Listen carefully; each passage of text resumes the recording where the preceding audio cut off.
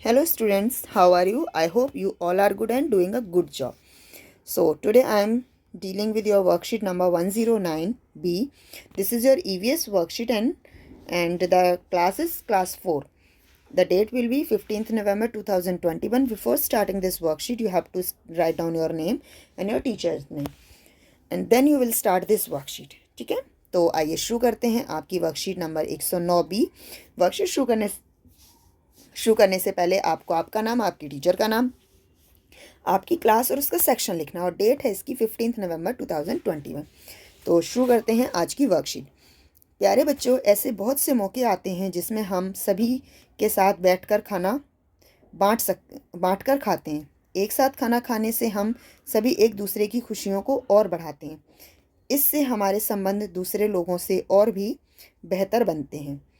किसी विशेष अवसर पर सभी लोगों का एक साथ भोजन करना सामुदायिक भोजन कहलाता है। आज हम इस कार्यपत्रिका में सामुदायिक भोजन के बारे में जानेंगे।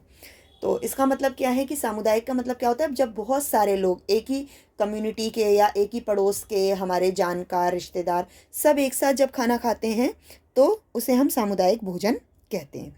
ठीक है, और ऐसा कब होता है? ऐसा या तो किसी त्यौहार पर होगा, या किसी के यहाँ शादी होगी, या किसी के यहाँ जन्मदिन होगा, तो जब वो लोगों को बुलाएंगे, बहुत अलग अलग तरीके के लोग वहाँ पर आएंगे, तो उसे हम सामुदायिक भोजन कहेंगे।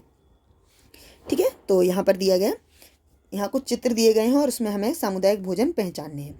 बच्चों, सामुदायिक भोजन से संबंधित कुछ चित्र नीचे दिए गए हैं। संकेत बॉक्स की सहायता से इन्हें पहचान कर अपनी कॉपी में लिखिए।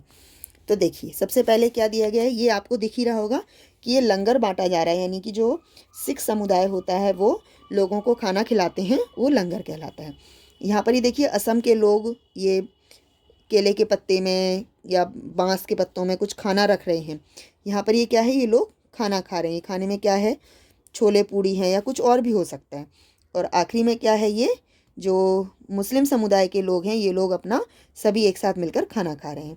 तो हम देख सकते हैं कि ये अलग अलग त्योहारों के बारे में बताया गया। तो संकेत बिंदु क्या है? दुर्गा पूजा, ईद, बिहू और लंगर। तो सबसे पहला क्या है, ये है हमारा लंगर, ये है हमारा दुर्गा पूजा, ये हमारा बिहू और लास्ट में हमारा ईद है। तो मैं ये इनके ऊपर ही लिख देती हूँ ताकि आपको समझने में आसानी हो जाएगी। ठीक है, ये क्या है हमारा लंगर। जस्ट वेट, इसका कलर क्लियर नहीं आ रहा है। लंगर, ये है हमारा बिहू, दुर्गा पूजा और ईद। ठीक है, तो हम यहाँ पर भी लिख सकते हैं नंबर 3, नंबर 4, नंबर 2 और 1। ठीक है, तो अब करते हैं इसका प्रश्न नंबर 2। बच्चों, हम सभी का भोजन हमारी संस्कृति को भी प्रस्तुत करता है। संकेत बॉक्स की सहायता से नीचे दिए गए भोजन को पहचान कर अपनी कॉपी में लिखिए।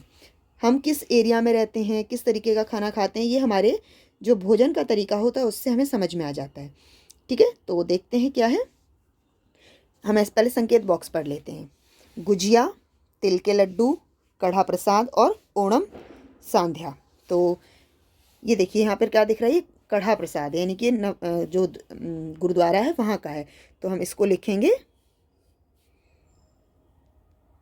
सॉरी, कढ़ा प्रसाद। ये हमारा क्या है, ये ओणम का खाना है। ये क्योंकि ये देखो केले के पत्ते पर दिया गया, और साउथ इंडिया में केले के पत्ते पर भोजन दिया जाता है। और कौन से अवसर पर? ओणम सांध्या के अवसर पर। फिर क्या है हमारा, ये गुजिया है। गुजिया कब बनाई जाती हैं? होली के अवसर पर बनाई जाती हैं गुजिया। और ये हमारे देखिए तिल के लड्डू बनाए जाते हैं संक्रांत के अवसर पर, इनकी जब मकर संक्रांति होती है तब तिल के लड्डू बनाए जाते हैं, तिल के लड्डू। ठीक है, अगला है हमारा, किन्हीं 2 ऐसे अवसरों या उत्सवों के नाम बताइए जिनमें आपने भी सामुदायिक भोजन ग्रहण किया हो। तो हम लिख सकते हैं किसी की शादी या जन्मदिन,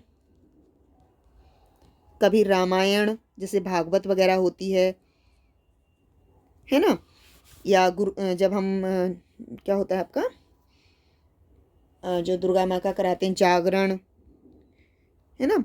आप और भी नाम लिख सकते हैं जो आपको याद आ रहे हैं, मुझे इतने ही याद आए हैं, तो आप ये सारे लिख सकते हैं। ठीक है, तो उम्मीद है आपके लिए वर्कशीट यूज़फुल रही होगी। अगर यूज़फुल रही है तो इसे लाइक कीजिए, शेयर कीजिए और अपने दोस्तों को भी बताइए कि आज आपने क्या नया सीखा है, और इस चैनल को सब्सक्राइब कीजिए। धन्यवाद।